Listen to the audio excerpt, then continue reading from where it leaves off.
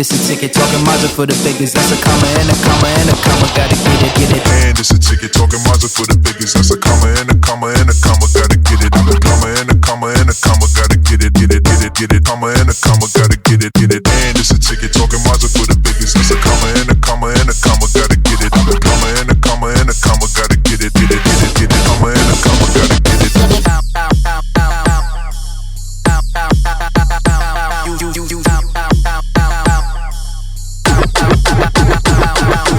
And it's a ticket, talking Mazda for the biggest. That's a comma and a comma and a comma, gotta get it. Welcome everybody to another episode of Head to Head with Brian Parker. I am he, and I am back after a 2-week hiatus where I just had so much stuff going on, and yeah, bro, had to do a film premiere and some other stuff, and had to go back up to New York City, and man, it was good to see some folks and just to kind of feel like I was going home, even though I'm actually born and raised in Charlotte. So it was a good time. And, you know, Mike, thanks for coming out. Appreciate that. Appreciate the support. Great to be there. Yes, sir. So we have Mr. Michael Berry here, and we have Mr. CJ Jones. How you doing? Hey. Hey. We got Lori Parker. How you doing, Lori? I'm doing great. How are you? I'm good now. I'm good now, baby. Let's take this off the air. And then last but not least, we have the man, the myth, the legend, Mr. Jermaine Parker, the franchise. How you doing, sir? Am I the one who don't see him? He's You coming. don't. There he is. Let's try it again. I'm here. There we go. How you doing, sir? Man, I'm doing good, man. Doing good. Good. Good to see Hey, you. family. Yeah, so I was just telling everybody that, you know, we're going to get into it. I know we've been out for the last 2 weeks. Wanted to talk about Derek Chauvin actually had been convicted of the murder of George Floyd, and his sentencing was last week, and he was sentenced to 22 and a half years. There's a lot of folks out there that are outraged to say that that's not enough. But let's talk about that. Is it enough? What did you guys think about the sentencing? Well, let me be the first to jump in this pile of poo-poo. Is it enough? I'm on the fence with that. And the reason why is because some people would say, well, something is better than nothing. When it comes to police being held accountable, former police being held accountable after they've been put on administrative leave and they can still have their pensions and all this other stuff.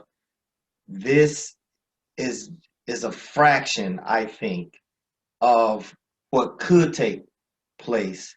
And hopefully we'll see a lot more of it because of this. But do I think he deserved more? Definitely. But 22 years, and that's if, you know, you're taking under consideration if he's, you know, going to try to get his sentence reduced for good behavior and all these other things and stuff like that. That's why people say 22 years ain't crap, because you're really saying 8, maybe 10 years, and that's if that happens because of his behavior or his rehabilitation or his sorrowfulness and all this other stuff. So I get that, but something is better than nothing at this point. Okay. What do you think, Mike? What do I think? Is it enough? Definitely not.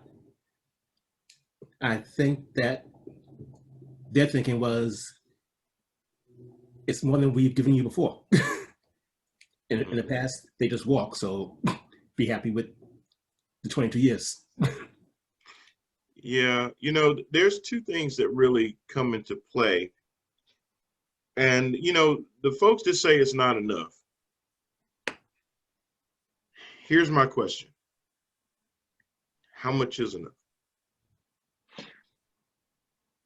If you say, Brian, well, life, Actual life. then Actual life. then he would be getting sentenced second degree. He got sentenced second degree murder.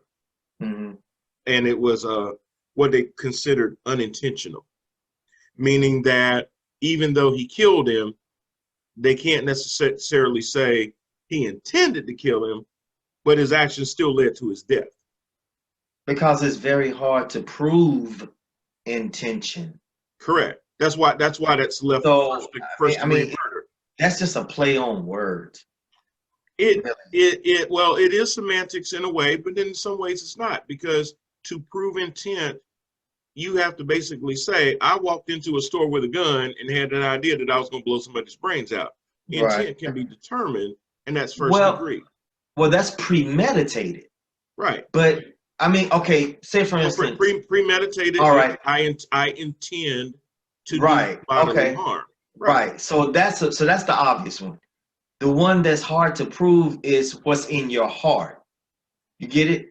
It's kind of like what's going on with the racism right now. You're really a racist, but you're going to say and play the role as if you don't have a problem. So it's really hard to prove that you are a racist, whether you're black or white or whatever. So, and in this case, it's pretty much the same thing.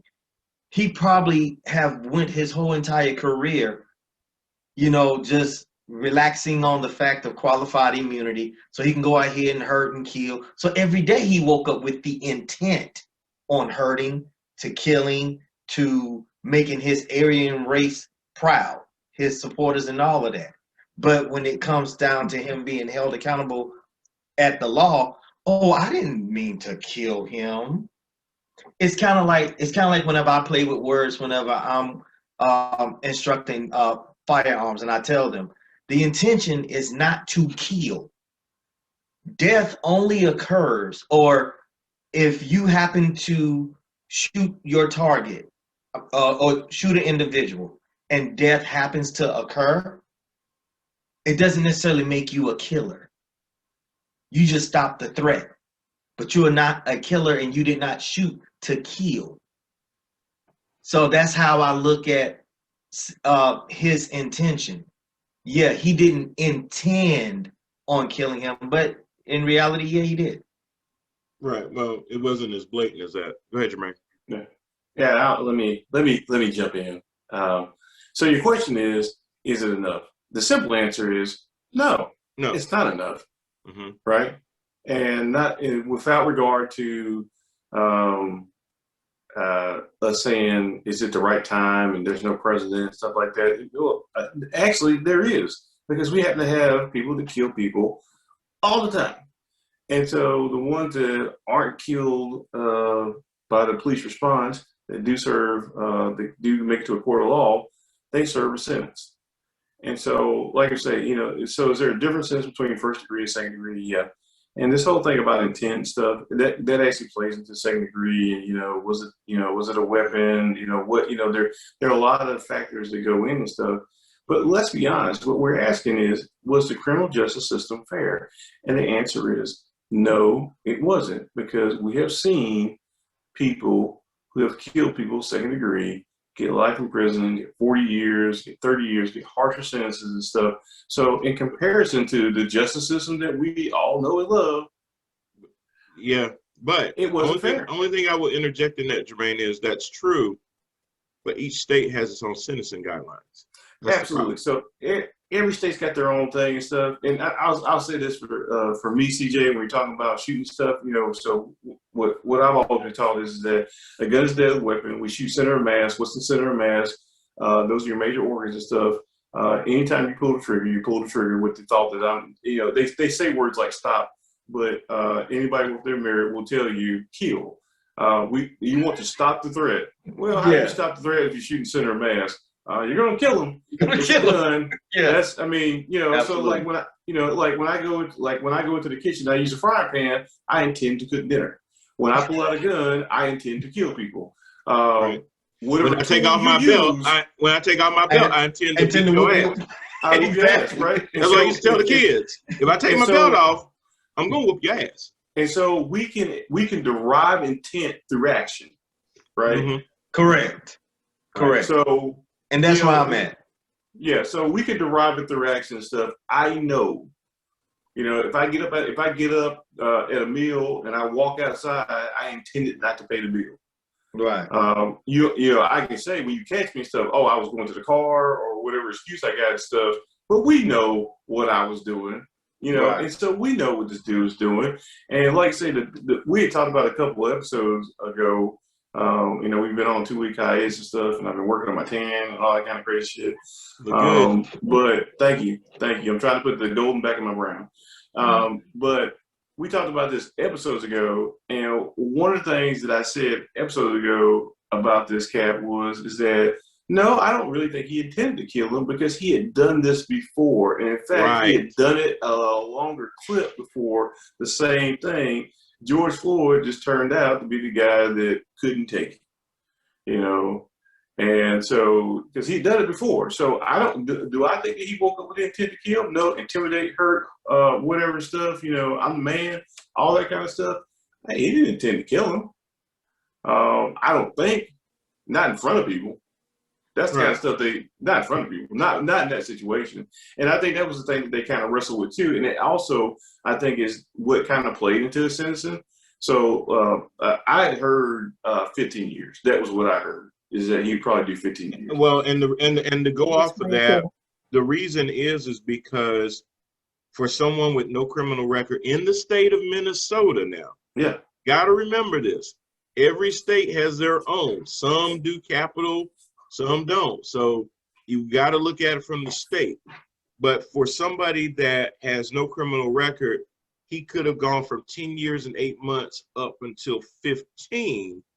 And the middle of that is about 12 and a half, which is where most figured he would probably fall.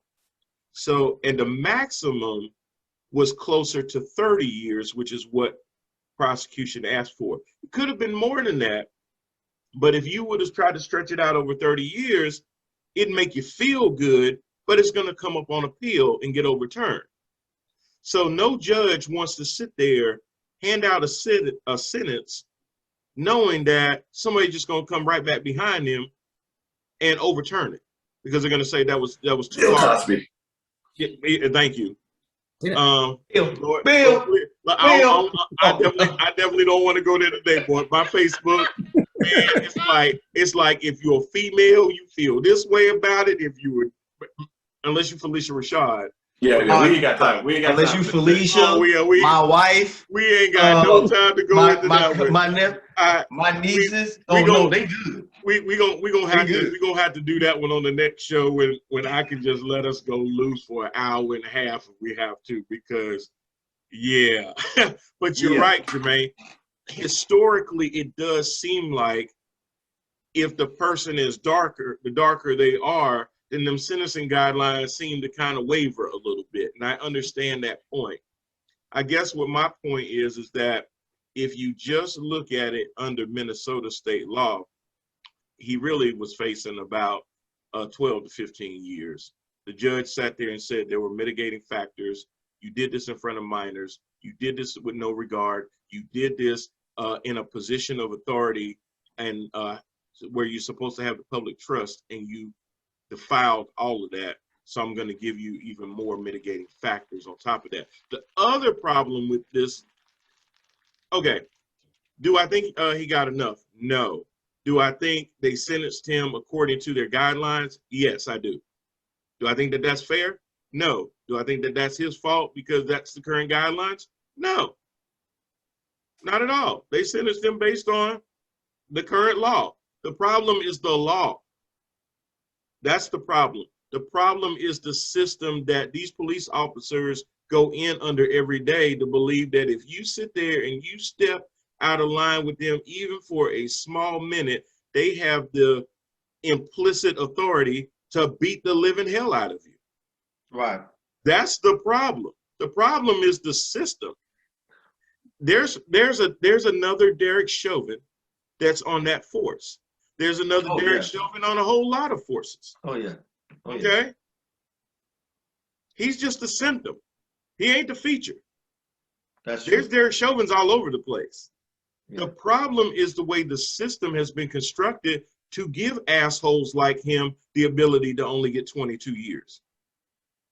You know what? So I will say this, and I get what you're saying and stuff, but I think we're looking at the wrong end of the system when you're talking about his power and stuff.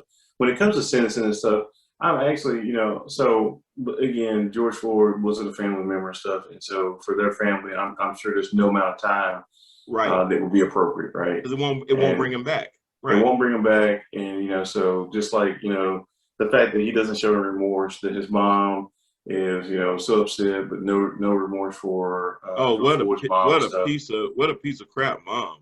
But all murderers. There's not too many murderers whose mama gave up on them.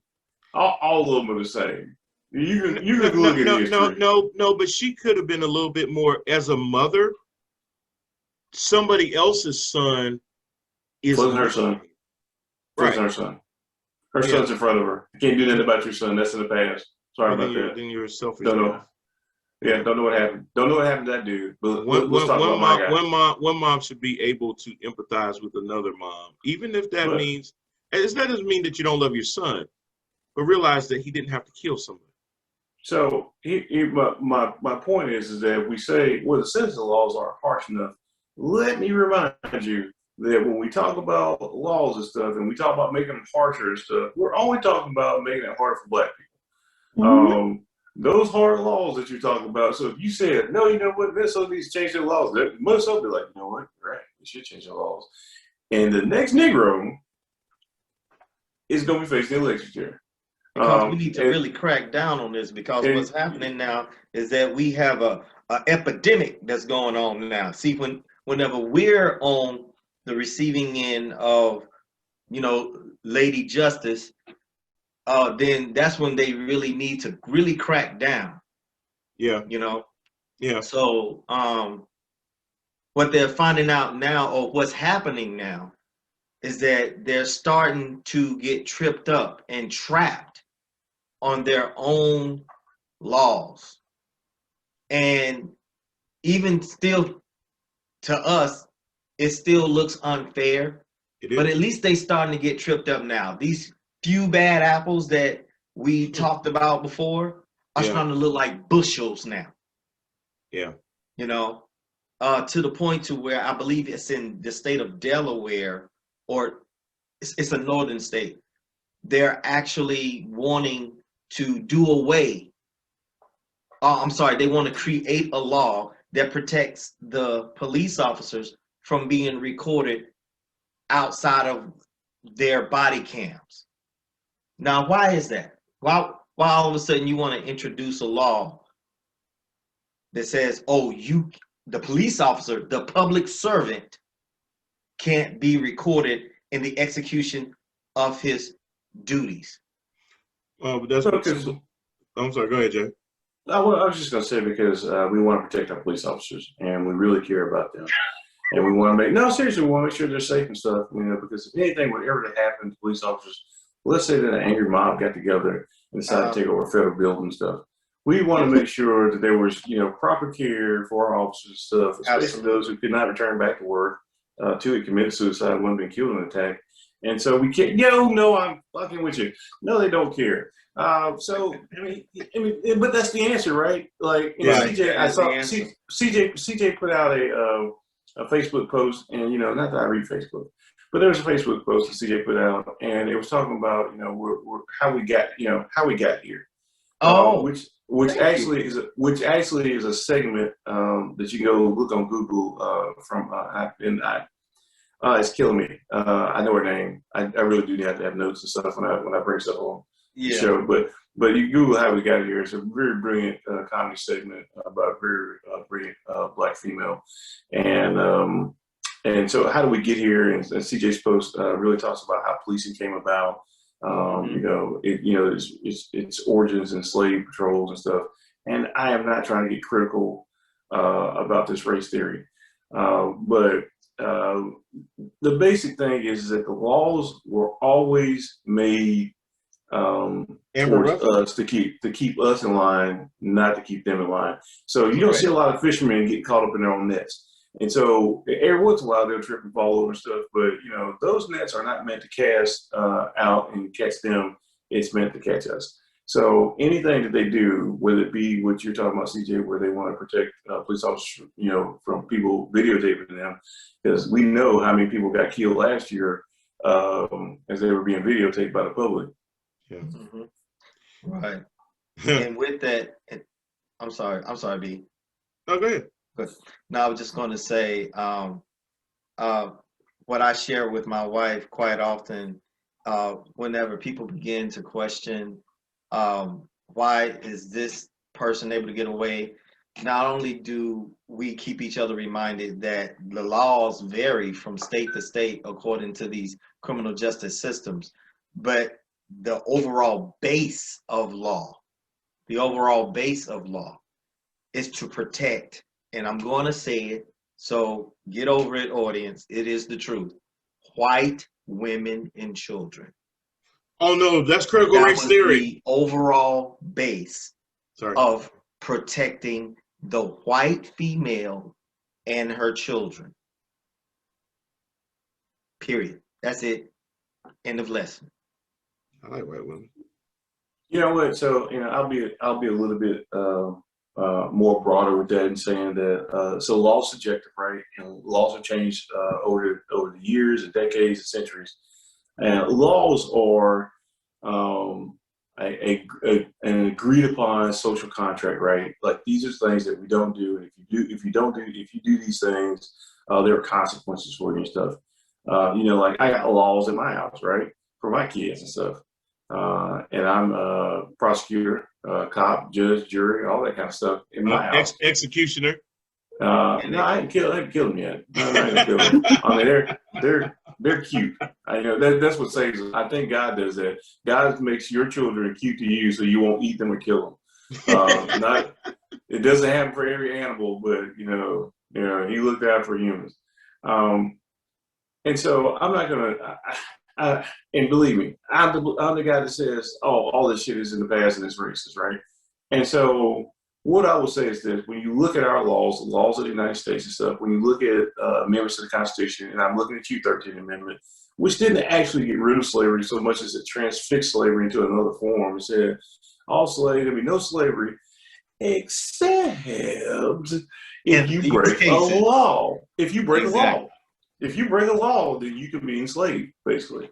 And that's how change. You know, so you know, in we can get into this later and stuff, but this really does go back to the Chauvin thing, is that from the 13th Amendment that really allowed slavery to be transformed into policing. And so what's the first law that they put out there for black people? Well, vagrancy. They said if you don't have a job, you can be arrested. Yep. What had just happened to black people? Well, we had just really taken away their jobs.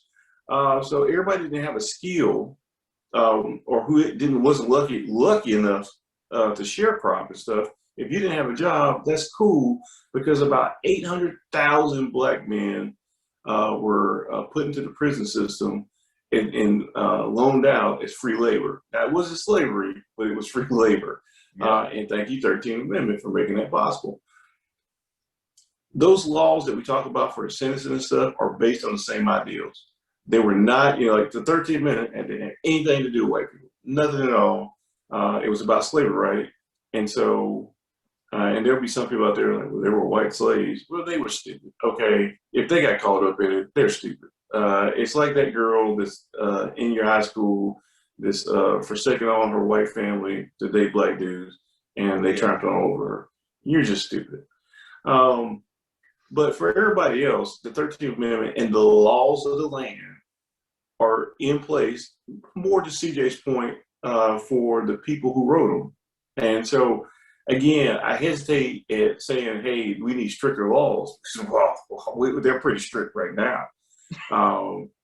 But believe me, because they're black dudes that have done life sentences for things like stealing $2 worth of stuff. And or possession of drugs. Possession of drugs. The war I know on drugs, people that have the third time habitual felon end up getting a mandatory 25 years. Yeah. Those are laws, right? Those are the laws, right? Because, and so I hesitate as a black man to be like to give into, like, you know, basically we're on crime bill territory and 3-strike territory. We're like, we need to change the laws because you're thinking about this dude to get sentenced right, but he did get sentenced right according to their laws and stuff. And if we were to change the laws, he's already sentenced. They're not going to go back and re-sentence him. Right. But the next time they get an opportunity, they go swing that hammer. Stop giving weight to the hammer so it swings harder against black people, because that's who it's for. Yeah, that's true. And Jermaine, to answer your question, I hope I'm right. Amber Ruffin. Amber Ruffin, thank you. How did we get here? Yes. How did we get here? Yes. That's I can't take credit for that. That comes to the crack production team that I have in the background. Thank you, Lori. yeah, that's Amber Ruffin. And so Amber Ruffin, Michael Harriet, he's a reporter for The Roots and stuff. If you don't follow him on Twitter, I'm telling you right now, go over to Twitter and look and search for Michael Harriet and follow him, because when he says a thread, it is a thread. And some people are about to be read on his threads and stuff. So, you know, two good people. And then, you know what, I don't know, crazy shit like Google. You know, Google stuff and get source your information and stuff. You know, when I talk about stuff on the show and stuff, you can say, well, you know, he's wrong. Well, you can't say he's wrong, but if you want me to, I can source everything that I talk about. Yes, absolutely. And that's a good thing to do. And, you know, I guess my question about the whole thing about, you know, was it enough?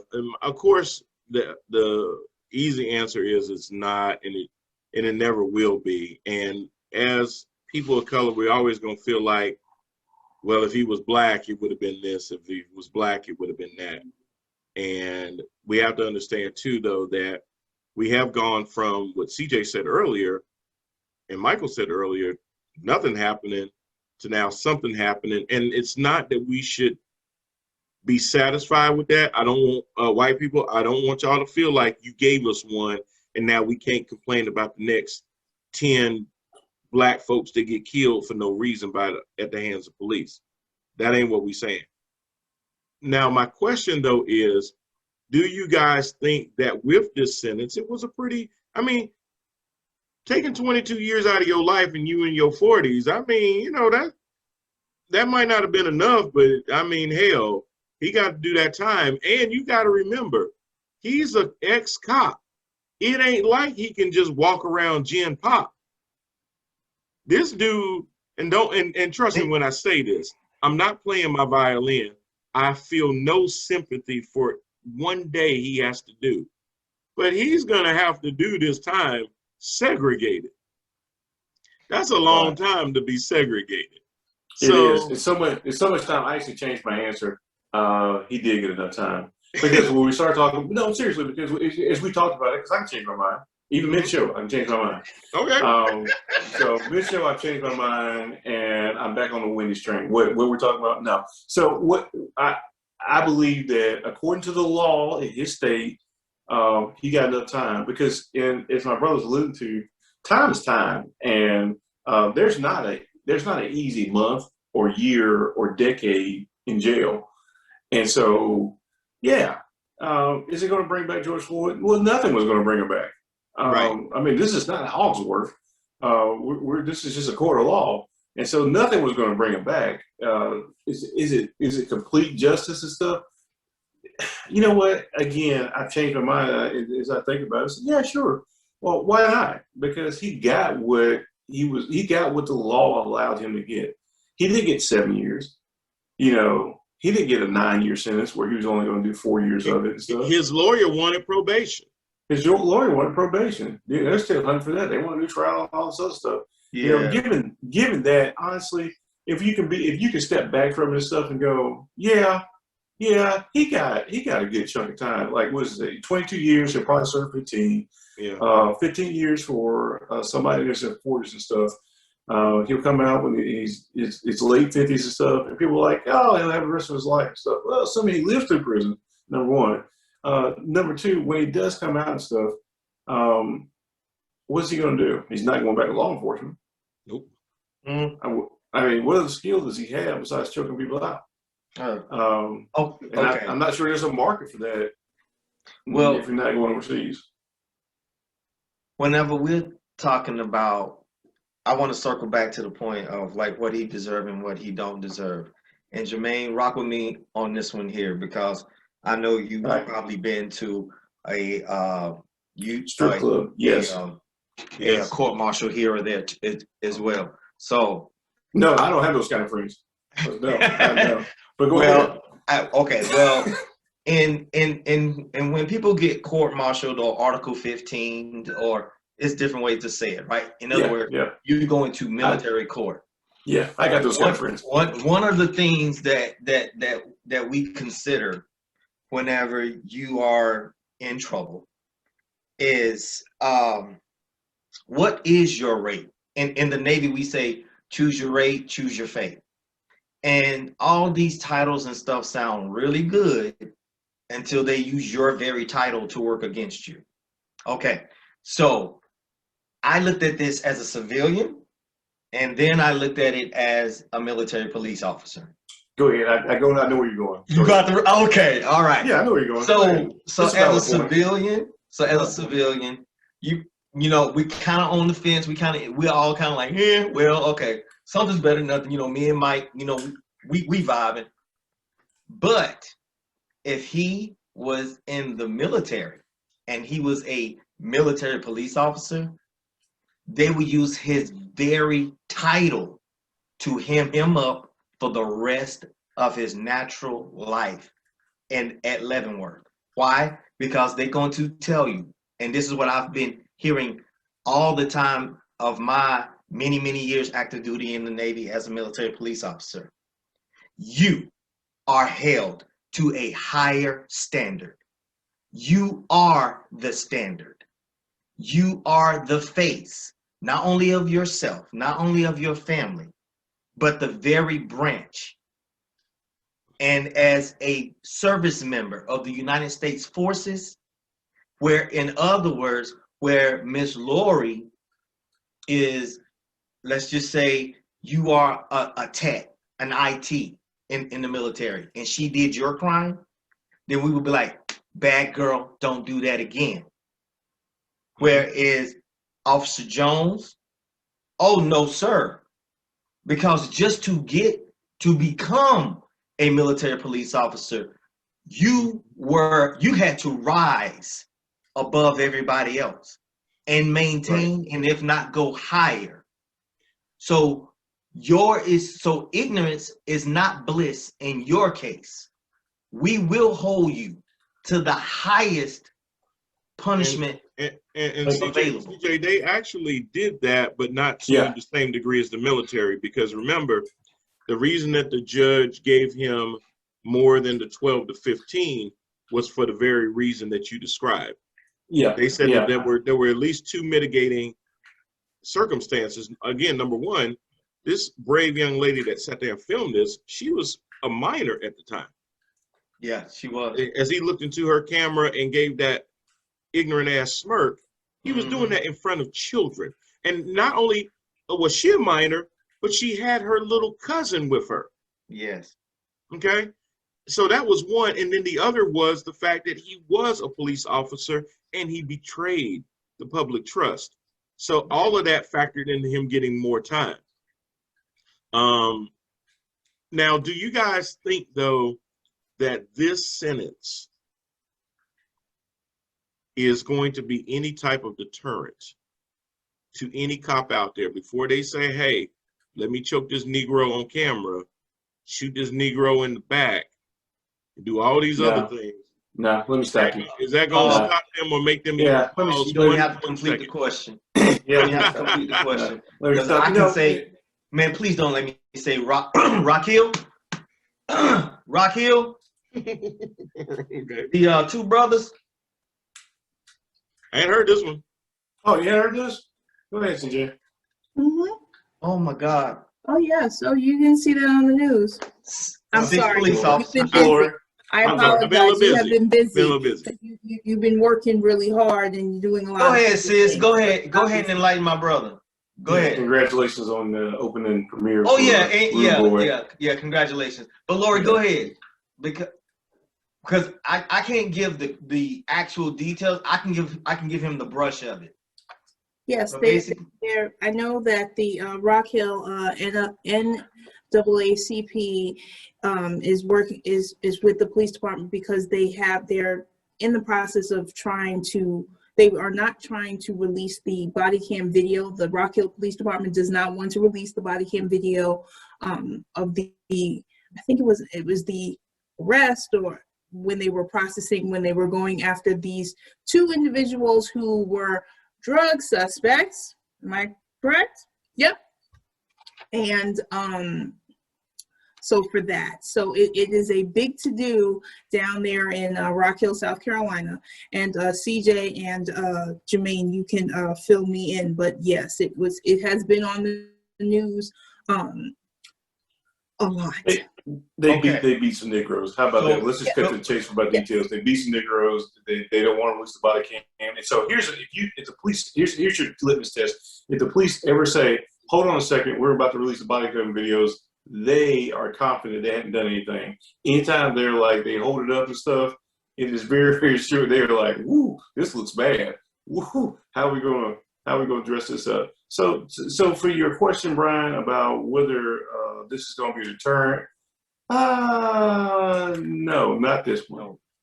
Maybe a couple from this one when they go, oh no, they're serious about that, because this was more public pressure. This was only done because there was actual footage. You know, there are a lot of this stuff that's going on and not getting filmed, or if it is getting filmed, like that at Rock Hill, the video's being suppressed. And so, is it a deterrent? No, it's not a deterrent. Not at all. You know what, Jermaine? To your point, it was also done because of the I think it was the mayor took it away from the police department and turned it over to the Attorney General Keith Ellison's team. Yeah, that's the only reason they even got prosecuted, because it's fair enough to assume that if he had let the city attorney try to proceed with it, they probably would have dropped all the charges. Tucked it. He would have tucked it, and that's what I was trying to explain to my wife. There was a lot of it was a lot of accolades that I would give not only to the young teenager that had recorded the George Floyd case, but you also got to give credit to the mayor that moved very quickly on it, because that's what's not happening in Rock Hill. Right. And actually, we wouldn't even know anything about it. So not only is it being suppressed, but we would not have known anything about it if it wasn't for this young lady. Now, granted, she was emotional, and so she was trying to record, and the camera is shaky. But if it wasn't for her video and she released it on her own, and the camera that was across the gas station at the the camera that was at the gas station that was across the street from where the arrest was taking place, we would not know and see what happened. So initially, this is what happened so far. So due to our favorite protection of our highly esteemed police, the department will always side on the side of the police officers, right? Qualified immunity. And they're going to say our officers didn't do nothing wrong, but we'll look into it anyway. That was their initial statement, and that was their initial release. Well, when the powers that be, because I'm not quite sure, I couldn't follow the tape all the way through, but somehow the young lady video came out, and the video of the gas station came out. Mm-hmm. Well, now the police department is starting to backtrack. Now they're starting to be like, oh, well, wait a minute. Now we have, and see, they will never call their officers liars. You will never hear that. You will never hear that. What they'll say is, we have inconsistencies now, because now we're going back and looking at our police officers writing official statements, okay? Which if you and I did that, that's automatic jail time, okay? That's perjury and all of that. Falsifying documents, the whole nine. So, but since now the world sees what the police officers wrote, which is public record, versus what was released on in media world, oh, they're inconsistent. They will never ever say, oh, our police just flat out lied. Now we're trying to save face, and we really don't know. We really don't want another George Floyd type situation, because even though they didn't kill the brothers, and by the way, one brother is totally clean, totally innocent. And just like I promised, and just like I posted today about this very topic, I don't condone any criminal activity. Okay, I just don't. But at the same time, I do. I don't. I said I've I been don't. stealing the hearts for years, CJ. Huh? I've been stealing the hearts for years. Man, me too. Me too. Okay. I'm sorry. Let me clean that up. Outside of being a smooth criminal, Yeah. Right, exactly. So all I'm saying here, guys, is that regardless of the crime itself, whether it's, unless it's violent, that's when things get shaky. But non-violent crimes, especially, does not deserve the Kunta Kinte beat down that this brother got. Two black eyes, broken nose, cracked lip. I mean, literally, you see the officers grinding his face in the ground with his forearm. And not in the ground, let me be more specific. On the street, on the pavement. And the woman herself, and I don't blame her, she's freaking out. Oh my God, he don't deserve this. And then the officers that jumped on the bigger brother, the dirty brother, even him, he didn't put up a fight, but they took him down like he took out 6-7 cops by alone. And then the one that was middle part of his body, he was the one that was just boom, boom, boom. I mean, lighting his stomach and midsection up, while the other guy, forearm to the face, to the ground, while the other officer is at his feet holding him. He's laying on the ground. He ain't going nowhere. Then you had the K9 guy. He's letting the dog charge. And, and then right when he realized he was being recorded, then that's when you see him picks up his dog and he's kind of like holding him back. The other two officers are holding down the clean brother in the background. And clearly, they don't have any problem with him because they already done messed him up from roughing him up against the gas tank. So you got all this heavy force. I called it in my post escalated force. You got all this escalated force going on. And for what? Okay, so one brother is dirty, the other brother isn't. You could have arrested both of them, processed both of them, did your interview without anyone getting the beat down that these gentlemen got. Yeah, but there's got to be a fringe benefit when you go to work, right? Like I don't know. Maybe your job, your boss brings donuts. Maybe there's a coffee machine. Maybe there's coupons and stuff that you get and stuff, or maybe you just get to beat a random black person's ass. But there's got to be something that brings you to work every morning and stuff. And so let me make a couple quick points because I know I want to keep the show short and stuff. Oh yeah, it happens. It happens all the time, right? Where people, I believe my employees, right? And we'll get back to my employees in a second, but everybody does that. I think of a young brother who got into an altercation and stuff, and he was honest with his employers and stuff, and his employers like, yeah, nothing happened and stuff. And it wasn't the public pressure because a video leaked out that some stuff was done to him and stuff. And I think it's unfair. And I really think that Ray Rice should be playing in the NFL right now. You know, maybe he went too far, but he was honest about the shit up front. And, you know, they had the body cam, they had the video and stuff. So it's just like police department. Everybody does it, right? Was the NFL, was the police and stuff like that. And also, when the police departments come out, yeah, they're not going to say anything because, like, when you get into a car accident, if you've ever been in a car accident, your insurance company will say, don't tell them that you're sorry, even if you think that you're at fault, because this is some lawyer type shit, right? So you have to understand that when departments and organizations make statements and stuff, they're not just talking from the heart and from the hip and stuff. They have been sanitized. They've been approved by their attorneys and stuff like that. So you're never going to get, oh, yeah, we fucked up, because that opens themselves up to civil suits and stuff, right? The last thing that I want to touch on briefly is that some people may not understand the consequence versus responsibility correlation that CJ was talking about, especially with the military and stuff. So one of the reasons that we're so hard on our airmen soldiers and stuff is that, like, the Air Force has nukes, not fucking around, like nukes. We own nukes. And so when we have members to get out of line and stuff, our public trust is higher than the public trust of the police stuff because they don't have fucking nukes. They don't have bombers that can take cities off the damn maps and stuff, but we do. So our level of public trust and responsibility is so much higher. So whenever you see something happen to airmen soldiers stuff, it's because we need you to understand that we ain't about that shit, and you can trust us with nukes. Yeah, literally your life. And so the problem with police officers, though, is that, and the other thing with the military is that with the DOJ controls everything for us, right? So there's a federal regulation that does, and when we talk about police, we're talking about state to state, county to county, municipal to municipal and stuff.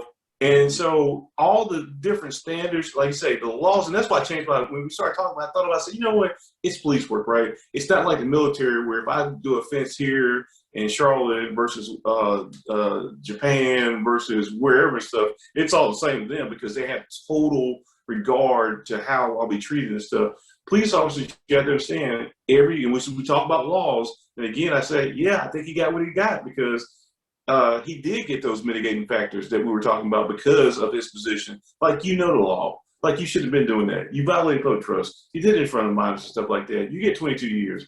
In that way, I know you'll serve 15 years. Because if I'm giving you 15 years, you're probably only going to serve 7. 6 or 7. Right. 6 or 7 and stuff. So when we think about that, when we use this critical law theory, whatever. When we use this and we apply that lens to what we got going on and stuff, if we're being objective and we're being real based on where he was, and again, your place where you are may have different laws and stuff, but understanding where he was, he got what was the equivalent of the book thrown at him. And so as I think about that, yeah, it doesn't seem fair because we always, as Black people, seem to find the loopholes where judges like, well, I know it's only 5 years, but I'll give you 20 because it was so egregious and stuff, you know, and so our aggression. But hey, look, if you've never seen the movie Birth of a Nation, because I'm just like I just feel like giving out more stuff. If you've never seen that movie stuff, Google that stuff, and they'll kind of explain to you why our shit's a little bit different when it comes to sentencing and the law. I am the law. But I just read. I'm sorry, that was awful. That was awful, but don't worry, my Bill Cosby impression is going to be off the hook.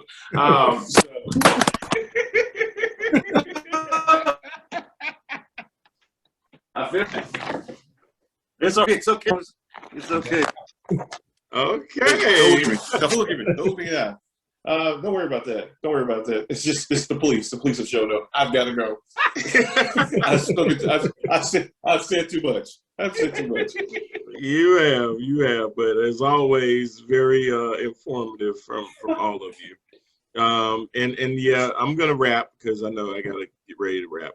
But I thank y'all for coming in. You know, we just kind of wanted to really dig into the feeling versus what states are able to really do. And for the longest, we have to understand that this was the trial of Derek Chauvin murdering George Floyd. It has nothing to do with Ahmaud Arbery. Tamir Rice, Eric Gardner, Yep. countless names, Sandra Bland. It has nothing to do with all of that, but we carry a lot of that with us. Every time we hear of another officer taking the life of somebody that should still be here to this day, we carry that to the next day and to the next one after that. So a lot of times our feeling is that this isn't enough. And it's not that Chauvin wasn't enough, it's we haven't seen enough of this.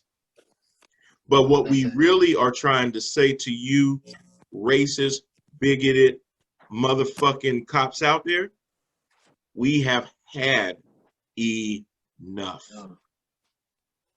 One way or another, we are letting you know this is not going to happen too much more often.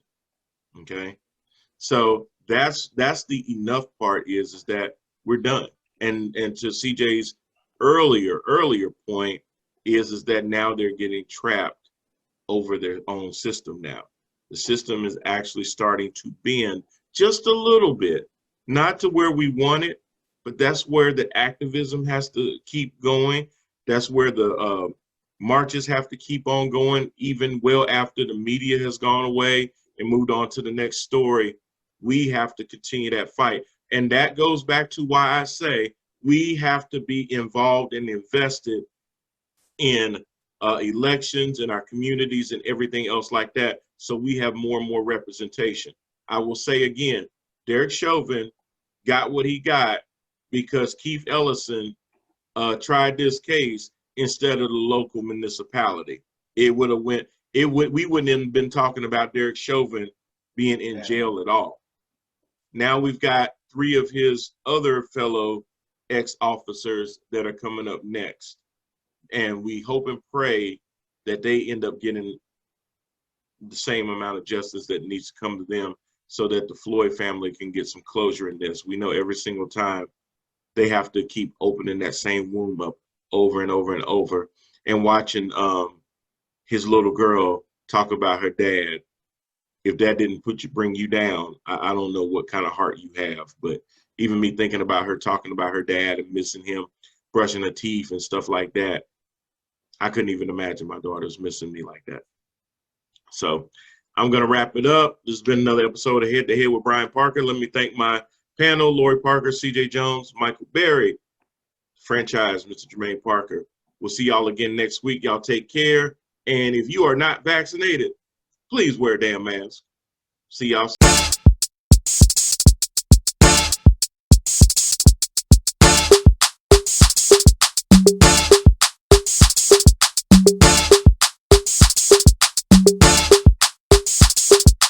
And it's a ticket talking margin for the biggest. That's a comma and a comma and a comma.